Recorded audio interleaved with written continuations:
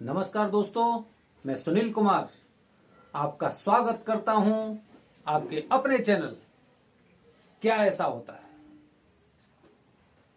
दोस्तों, सबसे पहले एक जरूरी सूचना, हमारे चैनल का उद्देश्य कभी भी धार्मिक भावनाओं को आहत करना और अंधविश्वास फैलाना बिल्कुल नहीं है। अगर हमारी चीजें आपसे मैच कर रही हैं तो वो मात्र एक इत्तेफाक है और उसके अलावा कुछ भी नहीं है। तो दोस्तों, आज मैं आपके सामने एक ऐसा टॉपिक लेके आया हूं जो आज के समय में बहुत जरूरी है। एक ऐसा टॉपिक जो हर परिवार में जिस चीज की जरूरत पड़ती है देखने के लिए कि कहीं आपके ऊपर वो दोष तो नहीं है। तो आज मैं आपसे जो वार्तालाप करूंगा, आज मैं आपके साथ जो चीज शेयर करूंगा, वो हमारा टॉपिक है काल सर्प दोष। शायद आपको पता होगा काल सर्प दोष के बारे में। काल सर्प दोष अगर किसी की जन्म कुंडली में होता है तो ये एक बहुत बड़ा दोष होता है, बहुत बड़ा दोष होता है ये, जिसका उपाय आपको करना बहुत जरूरी होता है। काफी लोग कहते हैं कि काल सर्प दोष के निवारण की कोई जरूरत नहीं है, और बहुत से लोग बताते हैं कि समय के साथ साथ काल सर्प दोष खुद खत्म हो जाता है।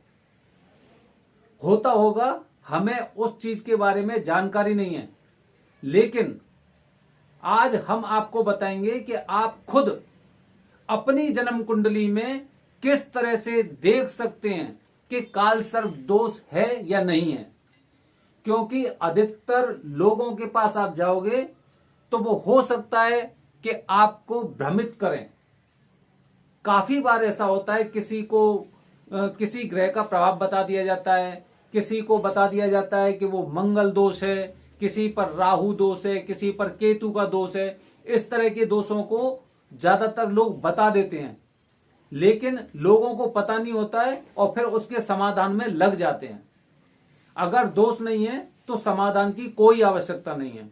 जैसे आपको पता होगा, अगर किसी इंसान को बीमारी होती है तभी उसका इलाज लेना जरूरी होता है।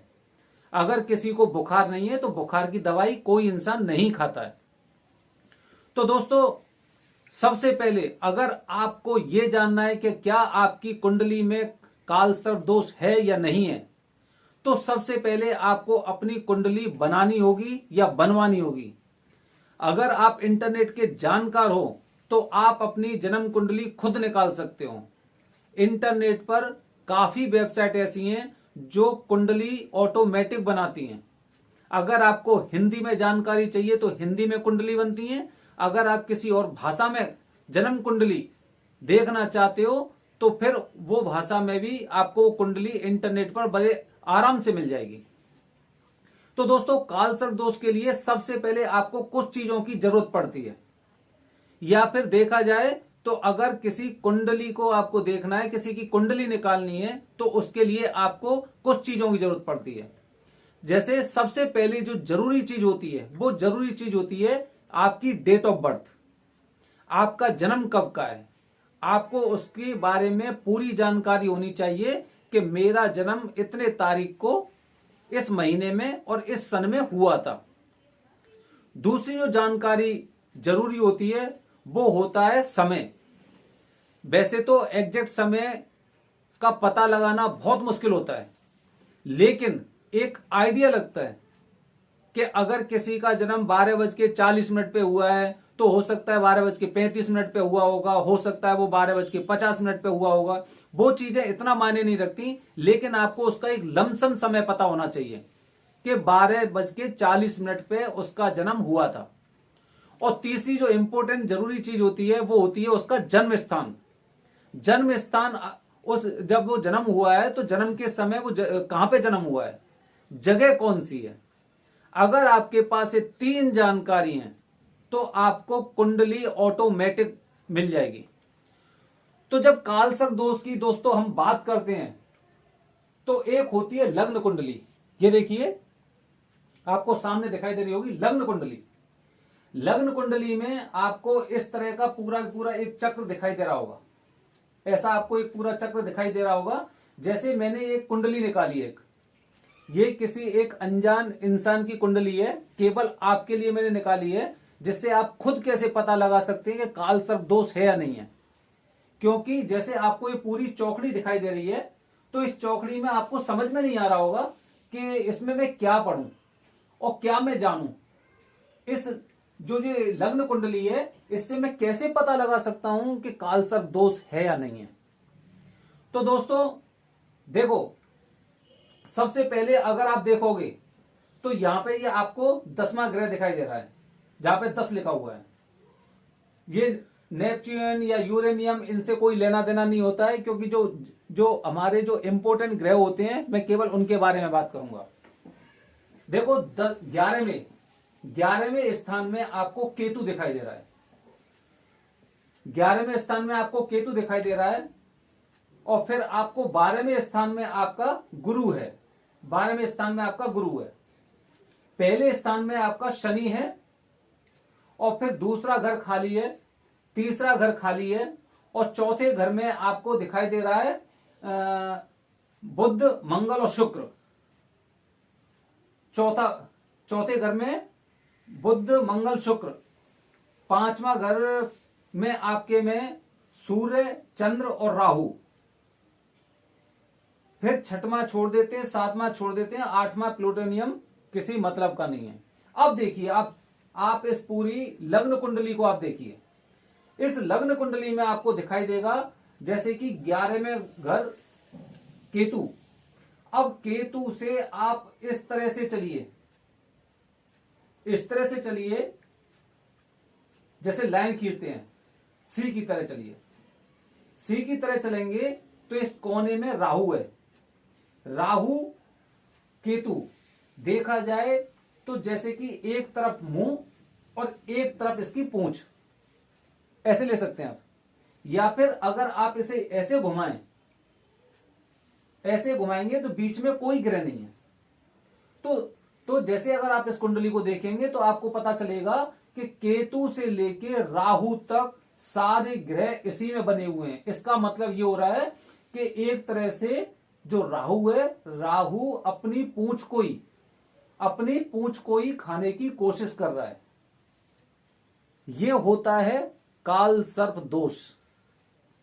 राहु और केतु के बीच में जब सारे ग्रह आ जाते हैं तो उसे काल सर्प दोष बोला जाता है।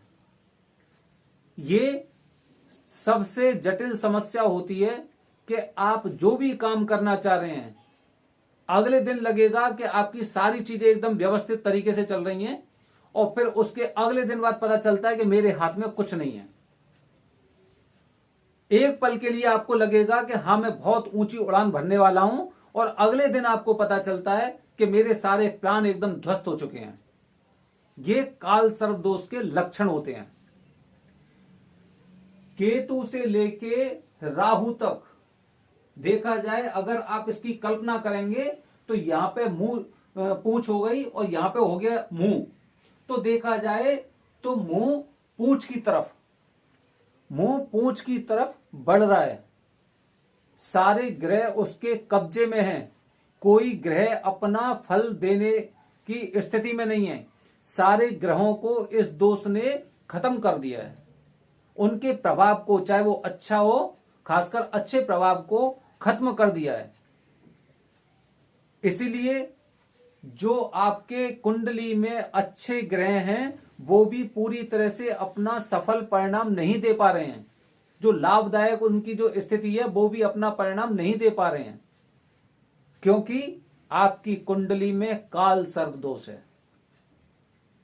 आप घर बैठे बिना किसी की मदद से, अगर आप इंटरनेट के जानकार हो तो इंटरनेट पर आप गूगल ओपन करके और सबसे पहले उसमें डालेंगे हिंदी जन्म कुंडली, क्योंकि ज्यादातर लोग हिंदी में ही जन्म कुंडली बनाना चाहते हैं, क्योंकि उनकी भाषा देखा जाए तो समझ में भी हिंदी ज्यादा लोगों के आती है। जब वहां पे आप कुंडली बनाएंगे तो बनाने के बाद वो गूगल में सर्च करेंगे तो आपको काफी वेबसाइट दिखाई देंगी। हमने जो कुंडली निकाली है वो निकाली है एस्ट्रो एज वेबसाइट से। एस्ट्रो एज वेबसाइट में जब हमने कुंडली निकाली तो उसमें ये लग्न कुंडली आई, लग्न चक्र आया। लग्न चक्र के माध्यम से हमें पता चल रहा है कि केतु और राहु के बीच में सारे ग्रह फंसे हुए हैं। इसका मतलब यह है कि ये काल सर्प दोष है और इसका आपको समाधान करना पड़ेगा। तो आप घर बैठे आप खुद अपनी और अपने परिवार के सदस्यों की कुंडली निकाल सकते हैं और उससे चेक कर सकते हैं, देख सकते हैं, किसी को भी दिखा सकते हैं। आप खुद देख सकते हैं कि आपकी कुंडली में काल सर्प दोष है या नहीं है। तो दोस्तों, ये हमने आपको जानकारी दी है। क्या काल सर्प दोष होता है? बिल्कुल होता है। कोई माने या ना माने, लेकिन काल सर्प दोष होता है। और कौन सी स्थिति में होता है वो भी हमने आपको इस कुंडली के माध्यम से बताया है। आप किसी जानकार इंसान से भी अगर इस संदर्भ में बात करेंगे तो इस कुंडली को देख के हर इंसान बताएगा इस कुंडली में काल सर्प दोष है। दोस्तों, अब इस दोष का समाधान क्या है? इस समाधान का मैं अगले वीडियो में आपको बताऊंगा कि इस काल सर्प दोष का समाधान क्या है, कैसे किया जाता है, वो मैं आगे की अपनी वीडियो में बताऊंगा। सबसे पहले आप चेक करिए आपकी कुंडली में काल सर्प दोष है या नहीं है। धन्यवाद दोस्तों। अगली वीडियो के लिए तैयार रहना, क्योंकि उसमें आपको पूरी स्थिति बताई जाएगी काल सर्प दोष का निवारण। जय हिंद दोस्तों, जय भारत, हर हर महादेव। एक बात दोस्तों, एक बात और मैं भूल गया। इन केस अगर आप अपनी कुंडली नहीं निकाल पा रहे हो, किसी माध्यम से नहीं निकाल पा रहे हो, तो आप हमें अपना व्हाट्सएप नंबर शेयर कीजिए या आप अपनी हमें ईमेल आईडी शेयर कीजिए और फिर हम आपके लिए वो कुंडली या लग्न कुंडली निकाल के हम आपको देंगे। तो दोस्तों, जैसे हमने ये कुंडली निकाली है, वो कुंडली आपकी इसी तरह की करीब 40 पन्ने की कुंडली होगी। उसमें एक लग्न चक्र होगा और उसमें आपके बारे में पूरा विवरण दे रखा होगा कि आप पर काल सर्प दोष है या नहीं है। तो इसलिए या तो आप इंटरनेट का माध्यम लीजिए। अगर आप इंटरनेट के माध्यम से कुंडली अपनी नहीं निकाल पा रहे हैं तो आप हमें व्हाट्सएप मैसेज करें या मुझे ईमेल करें। जय हिंद दोस्तों, जय भारत, हर हर महादेव।